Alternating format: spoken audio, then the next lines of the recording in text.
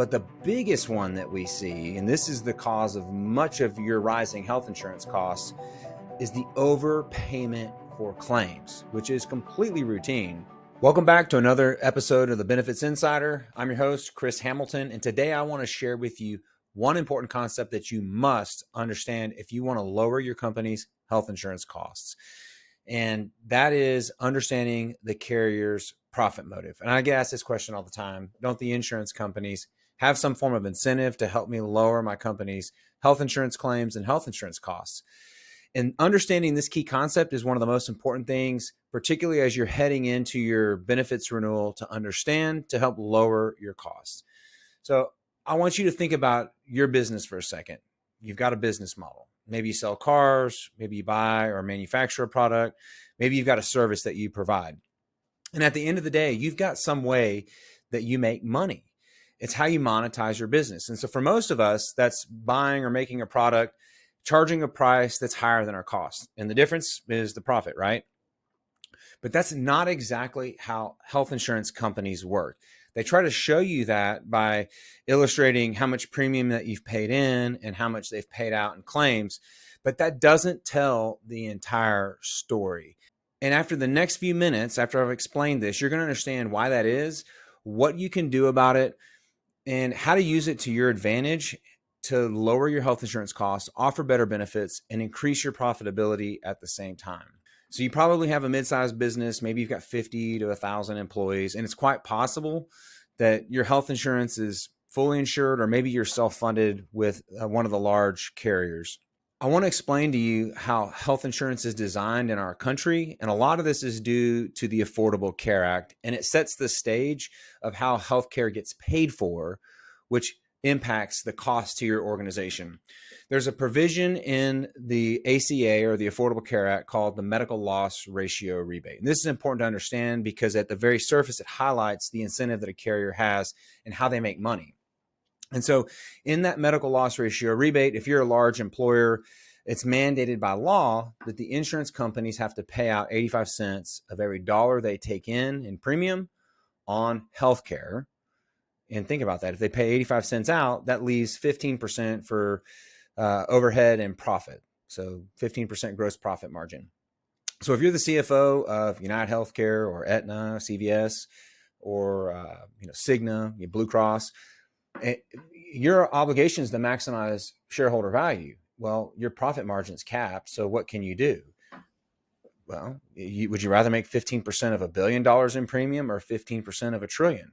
And that right there sets the stage for their whole goal, which is to cause premiums to go up, but they need justification. And this is where the real money is made by these organizations.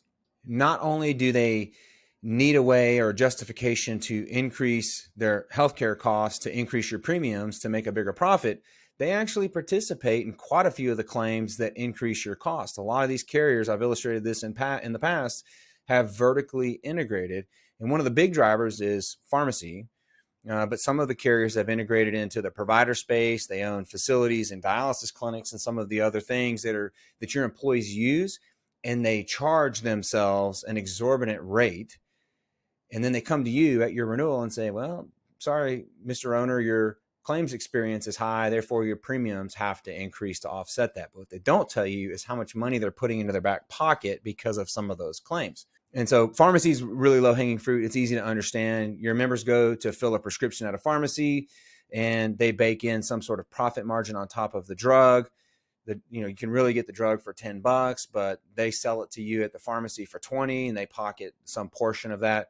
Think about this. Insurance companies don't manufacture drugs. It's just a contract to pay for the contracted rate to pay for it. And so that's one of the areas that we see as this conflict of interest. And typically when you pull that apart, there's quite a bit of savings to be had. So that kind of begs the question, what's the solution? If you're fully insured and you're a mid-sized employer, the biggest wave that we see in employee benefits consulting is this big push and move into partially self-funding. If you look at the data, most large employers, almost all of them, I'd probably say 95% from the last data that I saw, the large employers nationally, they're self-insured. But for mid-sized companies like yours and even ours, it's usually a scary prospect to do it. And so there's options that are on the marketplace today that allow you to safely self-fund like a Fortune 100 company. I'm particularly a fan of group health captives. It's what I do for my own company. It's what many of our clients are using. The self-funding is just the starting point. It's the foundation. And when I meet with employers, sometimes they'll tell me something like, yeah, our broker's working with us. At some point, we want to be self-funded because that's the end goal. And really, that's not the end goal. That's just the starting point. It's the foundation that you build on from there. It's the cost containment. It's the way you structure the plan. It's the vendors that you work with as part of your health plan that really drive the savings. So another way to think about this, imagine you're going on a cruise. As the boat pulls up to the port, there's that gangway that comes out and you're walking across the gangway to board the ship. That's your self-funded health plan.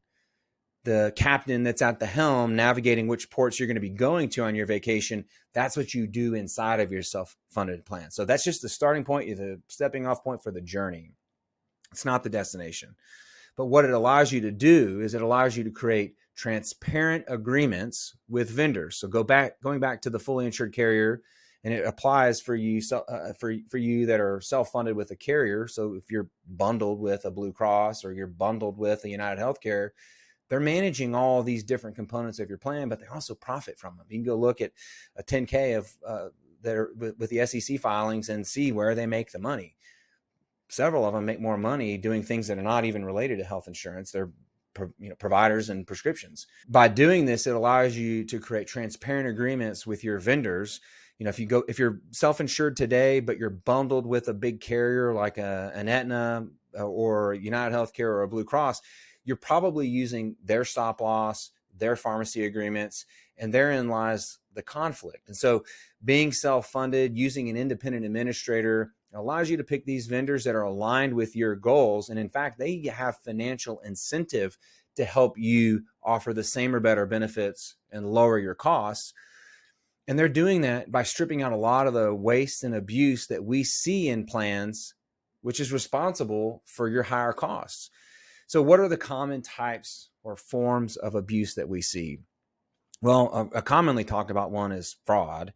And that's things such as paying duplicate claims, having claims, and this is probably going to be too complex, but a provider will send a claim that has a bundled payment, but then they're also billing for individual things that are included in that, which allows them to get paid twice. Not everybody's catching that.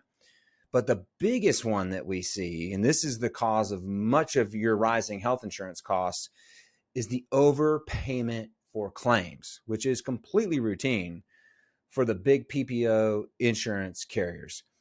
And the reason why that is the way the big carriers trade. Think about the big PPO network that you have. Everyone's in network. That's what they trade on. You want to go to any of the 5 hospitals in town, or you want to travel to anywhere in America, everybody's in network. Well, to get everybody in network, you got to be willing to pay whatever it takes to get everyone in network. And so when I look at that, just looking at the data, some of the hospitals, because at the end of the day, most of your money in your health insurance is spent in a hospital and for prescription drugs. Some of the hospitals are fairly priced, and you're going in and you're getting what you pay for, and it's a fair deal. But there's a lot of them that the pricing is egregious, and they're paying for things 3, 4, and 5 times what a fair rate of reimbursement is. And the reason why that's important to understand is because the more you pay for healthcare, the more your insurance premiums have to be to cover those costs. Because remember, these entities are for profit. So think about this for a second. I'm going to give you a good example, one that I like. I like to use the car buying example. Maybe you're an auto dealer, and this one will resonate with you. Most of us have bought a car, but think about a basic car, like a Toyota Corolla. If I came to you and said, I've got a Toyota Corolla and I'm willing to give you the great deal of $100,000 for a Toyota Corolla, would you buy it? And I had one car dealer tell me, hell no, that's a $22,000 to $25,000 car at best.